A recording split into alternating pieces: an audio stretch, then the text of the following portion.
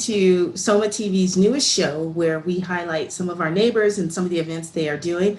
Today, I have the pleasure of being here with Gregory Burrus, who is going to tell us a little bit about an upcoming event called the 24-Hour Music Festival that's just right around the corner. So he's done this for several years. He's going to tell us a little bit more about it. Thank you so much, Gregory, for being on our inaugural show.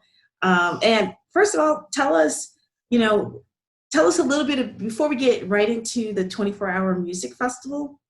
Tell us a little bit about your background. Like, do you have a musical background? Why the interest in this particular festival? It's interesting. I have no music background from the perspective of playing and instruments and things like that.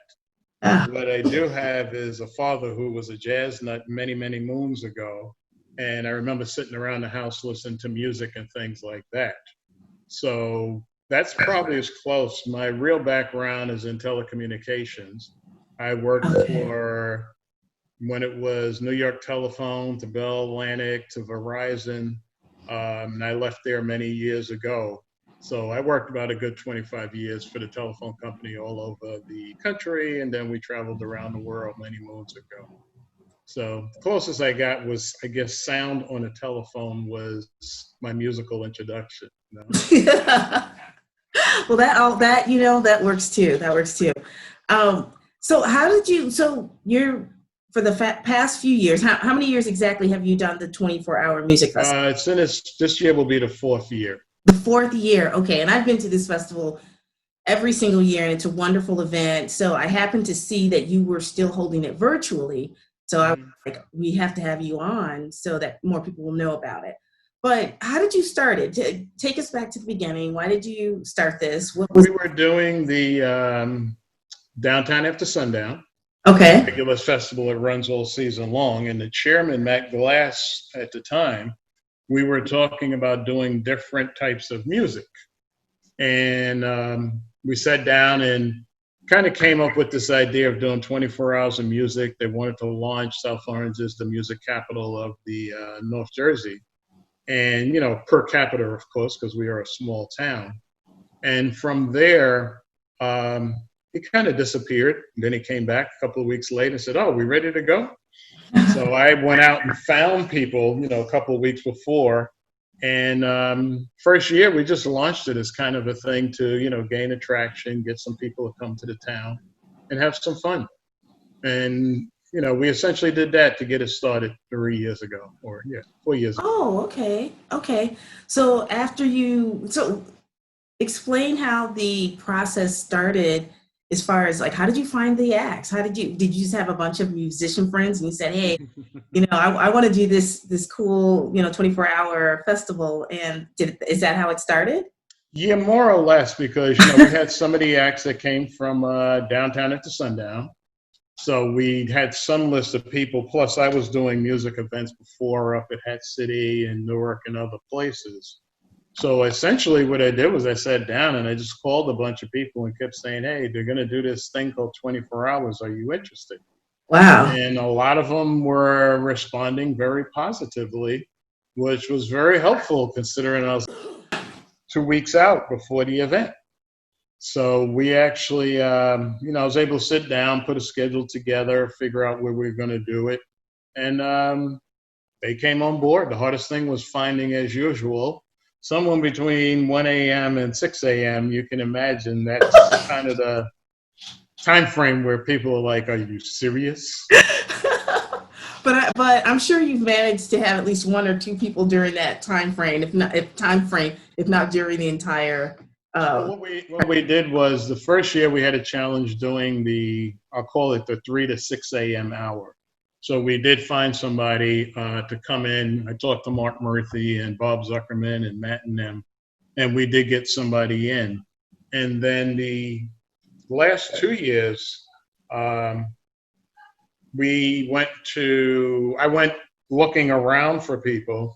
And I found my wonderful Willie Patterson University students, a guy named Alex De Lazari and his buddy, and they came on. And they actually played from 3 to 6 a.m., as college kids do, and they had a ball. Oh, that's wonderful. Yeah. That's So wonderful. after that, it was kind of a challenge. So what happens is you get people all around the clock, and then at certain points, people are in, and then they realize what they said, and they sort of drop out.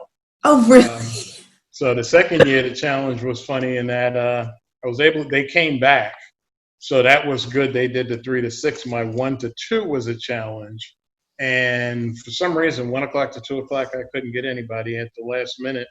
Alicia Tapping, I don't know if you know her, but she jumped in from Forget the Whale, and Okay. she completed the 24 hours. So we've been fortunate in finding people. That's fantastic. And what are your plans for this year since we can't be out and about in the same way that we have in previous years? What are you doing this year?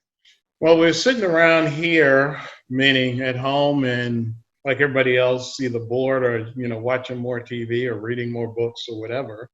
And I said, why not? Because normally we do it in May, and the first 2 years we were good in May. The third year it got kind of chilly. We moved it to July. Then that was the hottest day of the year, so it I ended remember up in that year. September last year.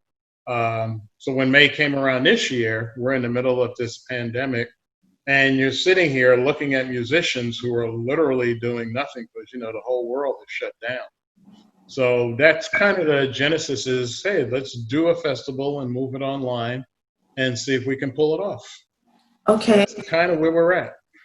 And how are you pulling this off? How will people be able to find the 24-hour music festival? Well, it's like a 2 3 part thing. We have what I'm considering like a broadcast studio. I have my big, huge production team called my son, who is a freelance graphic artist, and he does motion graphics, and he's worked for CBS and other places.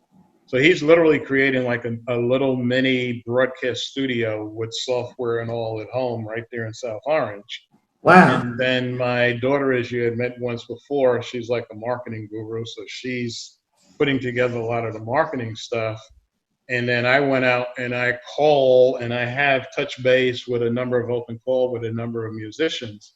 And so far, I'm overloaded with input for it. Now, what we're doing a little different this year is, of course, we're not standing at a gazebo, right, or in Okay. the park. Right. So, and it's hard for the musicians to get together, right, because they're dispersed not only just here, but all over at home. So, what I asked them to do was either you could be live or you could record something specifically for the festival, or you could submit something from before, but it's got to be live, it's got to be good. And so those 3 types of things are coming together. And then on the day of, I'll either be broadcasting a live session, or I'm, bringing in somebody that recorded something live, or I'll have some past recordings that are, very good, and the musicians will be around, that kind of thing. So this time I would imagine, since you're going to have people who are going to be able to pre-record, you should not have any problem filling that 1 to 6 period of 1 to 6 a.m. period of time. You got it. Instead of, begging, please stay around for 3 hours and I'll give you burgers and fries in the morning for breakfast.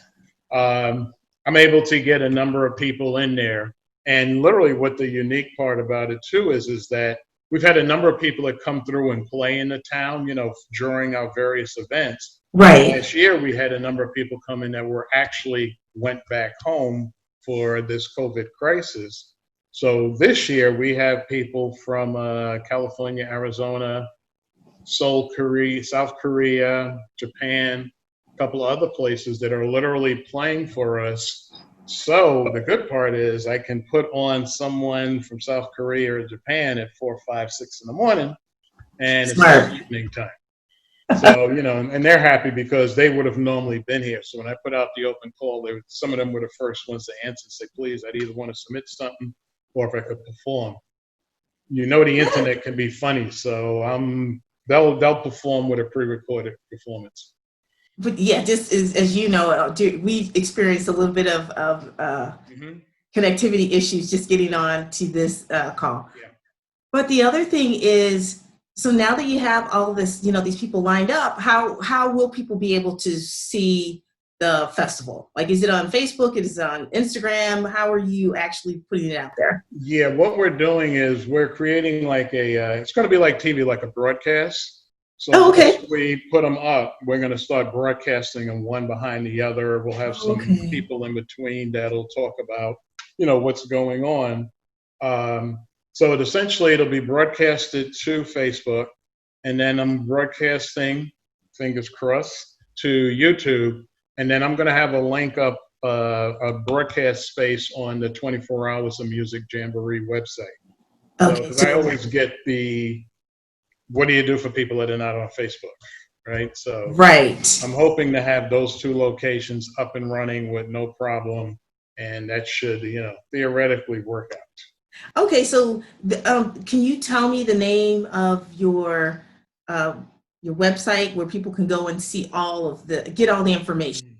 Yeah. Yeah, that's going to be Facebook, YouTube, everything. right. So on the Facebook, it will be 24 Hours of Music. Okay. And then on YouTube, it'll be 24 Hours of Music Jamboree. Yeah, okay. And then on the website, it's the www.24hoursofmusicjamboree.com/live. And then we'll be up and running in those. It'll go live at the time the event goes live. And we didn't mention the time or the date. So tell me, Yes. 4-hour period when people can get onto all these sites, which we will put at the bottom here. But what day and time does it We're start? going to be going live 12 o'clock on May 30th. And that's 12 p.m. or 12 a.m.? That's a good point. Well, it'll be 12 p.m., which is noon, Okay. and run all the way to 12 noon the next day on Sunday, May 31st.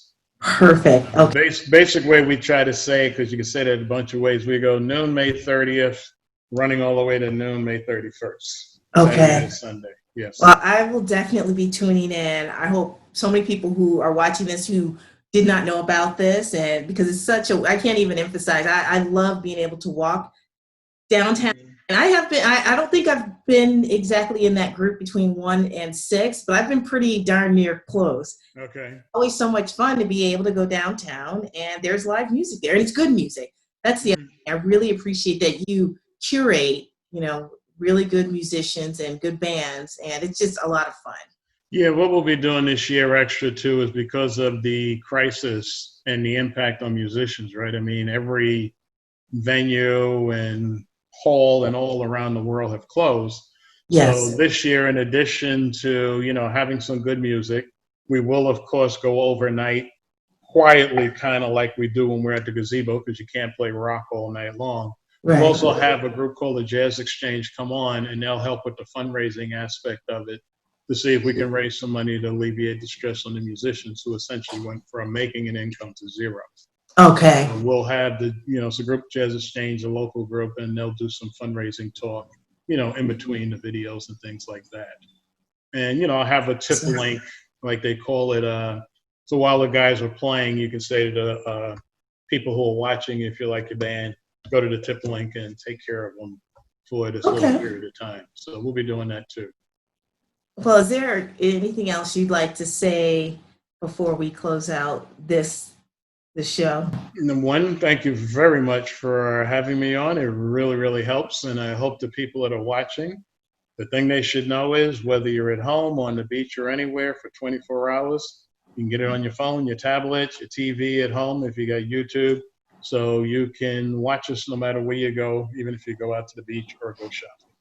Perfect. Thank you so much. I really appreciate you taking the time to come on and tell us about the 24-hour music festival and to let us know that it will still be going on this year, May 30th from 12 noon until May 31st in 12 noon, live music online. Thank you so much. And yes, we will see you next time. Bye. Thank you. Bye.